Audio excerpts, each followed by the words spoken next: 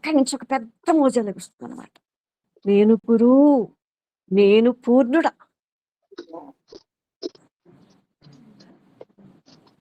చూసారా? అది మరి అది మరి మనం ఎందుకు తెలుపుకోలేకపోతున్నాం? ఏ ఆకర్షణకు లోనవుతున్నాం? ఒకసారి మీరంతా ఆలోచించుకోండి. ఇక్కడ దాకా వచ్చారు కదా, ఇలా వచ్చారు కదా. ఇంకా ఎంతో ప్రయాణాలు చేస్తున్నారు, ఎంతెంత దూరం వెళ్తున్నారు. అక్కడ తిరుగుతాం, ఇక్కడ అన్ని తిరగాలి. తిరిగి అవకాశం పెట్టేశాకనే మిగిలిన తెలుస్తుంది అనమాట. అర్థమైంది? వెళ్ళొద్దని మనం అనట్లేదు. గురువుకి అర్థం తెలుసుకోవాలంటే గురువు అంటే ఏంటండి? మనకు వ్యాస భగవానుడు చెప్పింది ఆ శిష్యుడికి, అది తెలుసు కదా మీకు.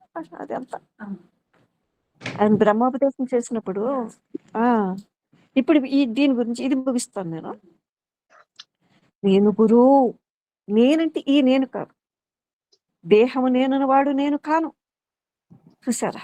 దీనికి కూడా ఆధారమైన ఒక నేను ఉంటుంది. దేహము నేనను పలుకు ఆధారమైన పలుకు నేనని తాను తెలుపుకుని ఆ నేను పూర్ణం అన్నమాట. చూసారు? అదొక వెన్నెల, అదొక హాయి. చూసారు? అదొక స్థితి. గురువు అనేది ఒక స్థితి. అయితే మరి మనకి భౌతికంగా గురువు ఉండాలా వద్దా? వద్దంటానికి ఏం లేదు. మీకు ఎక్కడ ఒక హాయి, ఒక సుఖం, ఒక ఏమంటారు, ఒక స్పష్టత మీకు ఎవరి దగ్గర అయితే వచ్చిందో పని విన్నట్టు ఉండండి. అది సరిపోదు.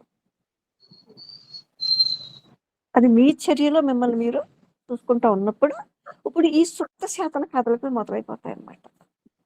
ఇది ఇక్కడ కొలుములో కాలుతుందన్నమాట. ఇది మీకు అర్థమవుతుందా? ఇది అగ్నిలో చక్కగా కాలి దానిలో ఉన్నటువంటి లక్షల సంవత్సరాల మైండ్ అంటాడు జేకే. ఆ మలినాలన్నీ కూడా కాలిపోతాయి. మీ దేహం కూడా అక్కడ ఏమంటారు దాన్ని, కాలిపోతా ఉంటుంది అనమాట ఎక్కడికక్కడ. ఆ స్థితికి వెళ్తే గురు పూర్ణిమ అంటే నాకు ఎంత ఇష్టమో తెలుసా? చాలా ఇష్టం. అందుకే మన వాళ్ళందరూ పోగవ్వాలని చూస్తాను అనమాట. అయితే మరి ఇది తెలియాలి కదా మనకి. ఇది తెలియలేదు అనుకోండి, ఇది మేము చెప్పలేదు అనుకోండి, ఏమవుతుంది ఇప్పుడు? మీరు వచ్చేసి తలా ఒక ఇప్పుడు ఆ పాదాలంతా ఈ పాదాలంతా దీనికే ఉంది. మీకు అర్థమైందా? ఇంకా కొంచెం లోతులకి వెళ్ళి మీకు కాంతి దృష్టి వచ్చినట్లయితే అసలు నమస్కారం ఎక్కడ పెడతారు, ఎవరికి చేస్తారు? అది దక్షిణ, అది మొదటిది అయిపోయింది. మీకు అర్థమైందా? అమూర్తి, దానికి రూపం లేదు. మనం దేనికి నమస్కారం చేస్తాం? నమస్కరించొద్దను. నమస్కారం అనేది ఒక ఏమంటారు, ఒక సున్నితత్వం. మనలో ఉన్న దాన్ని లేపుతూ ఉంటుంది అన్నమాట. మీకు అర్థమైందా? ఇది నేను పూర్ణుడా, ఆ నేను ఏదైతే ఉందో ఆ నేను పూర్ణుడు అనమాట. మరి అది ప్రతి ఒక్కళ్ళు అదే శక్తి ఉంది కదా.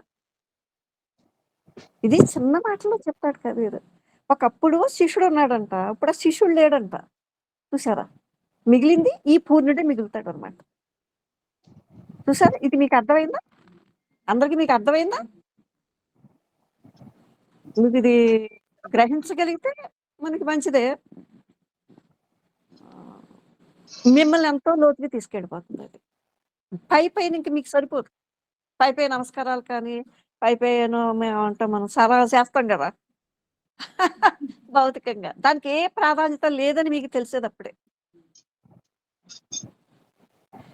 అవును, అంతే కదా. మనకి మనం తెలియనప్పుడు ఇవన్నీ ఎన్ని ఉంటే ఏంటి, ఎన్ని చేస్తే ఏంటి, ఎంత చేయకపోతే ఏంటి? అర్థమైందా? మీరు ఆకాశం మీకు తెలియకపోతేనా? తెలియాలి కదా. మీ ఆకాశ స్థితిలో అక్కడుంది పూర్ణత్వం, అక్కడ గురువు. చూసారు? ఇప్పుడు మీకు మీరు ఎక్కడో చూశాను, జేకే అంటాడు, తనకు తాను గురుత్వం వహించేవాడు. చూసారా? తన లోపలికి అగాధమైన లోతులకి వెళ్ళాలంటే తనకు తాను గురుత్వం వహించాలన్నమాట. గురువులు ఇప్పుడు ఎంతో మంది ఉన్నారు. భగవాను, రామకృష్ణుడు, జేకే, వీళ్ళందరూ ఎంతో మంచి పోత. వాళ్ళందరూ ఎక్కడెక్కడున్న సంతులు ఉన్నారు ఇవాళ. వాళ్ళ గురు పూర్ణిమ అంటే నాకు ఎందుకంత ఇదంటే అసలు వాతావరణం మారిపోతుంది మొత్తం. విశ్వం వాళ్ళలోని శక్తులన్నీ కూడా విస్తరిస్తూ ఉంటాయి అన్నమాట. ఇలాంటి మనకెక్కడైతే మనం ఇలా ఒక సంఘంగా మనందరం ఏర్పాటయ్యి, దాని గురించి మనం చర్చల్లో పెట్టుకున్నామో, అప్పుడు అక్కడ ఉంటుందనమాట. అలా ఉంటుందనమాట. వెన్నెలొచ్చేస్తుందనమాట. మరి ఆ కాంతిని మీరు అనుభవిస్తున్నారో లేదో నాకు తెలీదు. అలా ఉంటుంది. అది. వాళ్ళందరిది మనకి అందేస్తుందనమాట. పండగంటే ఇదే పండగ మనకసల. అర్థమైందా? బూరెలు, గారెలు ఇప్పుడే వండుకోవాలి మనం. అది ఉంటుంది. అది ఆయనంటాడు, ఒకప్పుడు శిష్యుడుండేవాడు. ఇప్పుడు శిష్యుడు లేడు. ఉన్నది నేనే. నేను గురు అంటాడు. ఎందుకని? ఆ లోతుల్లోకెళ్ళిపోయి సుత్త సతర ఖాళీ అయిపోయి చూసారా? వాళ్ళ